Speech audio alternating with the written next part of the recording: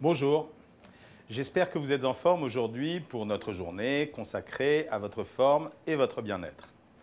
Dans cette session, je tiens à aborder un sujet qui revient très souvent dans les questions que les participants du programme me posent, l'amincissement localisé. Bettina de Suresnes, dans les Hauts-de-Seine, m'a récemment posé une question qui, j'en suis convaincu, intéresse tout le monde. Peut-on mincir d'une zone spécifique du corps? Mon complexe à moi, ce sont mes grosses cuisses. Comment puis-je les travailler en particulier? Je vous le dis tout de suite, aucun régime ne peut garantir une perte de poids ciblée sur les cuisses ou sur les fesses.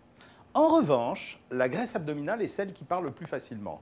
Mais il reste quand même toujours des solutions. Quand vous associez un régime alimentaire à des exercices spécifiques pour tonifier les muscles que vous voulez affiner, il est possible d'obtenir une morphologie harmonieuse. D'autre part, c'est souvent à la fin du régime que les zones dont on se plaint le plus commencent à se modifier. C'est pour cela qu'il faut vraiment aller jusqu'au bout. Les capacités de récupération de la peau sont surprenantes, mais se manifesteront plus à la fin d'un régime que pendant le régime. Sa rétraction pourra alors gommer tout ce qui ne vous plaisait pas auparavant. Gardez à l'esprit que votre objectif doit être à la fois réaliste et réalisable. Vous allez pouvoir sculpter votre silhouette, mais bien évidemment, on ne change pas sa morphologie comme on change de couleur de cheveux. L'idéal est de rechercher un rapport poids-morphologie où votre esprit et votre corps sont en parfaite adéquation. Vous l'avez sans doute remarqué, votre courbe de poids ne se limite pas aux kilos que vous perdez au fil des semaines.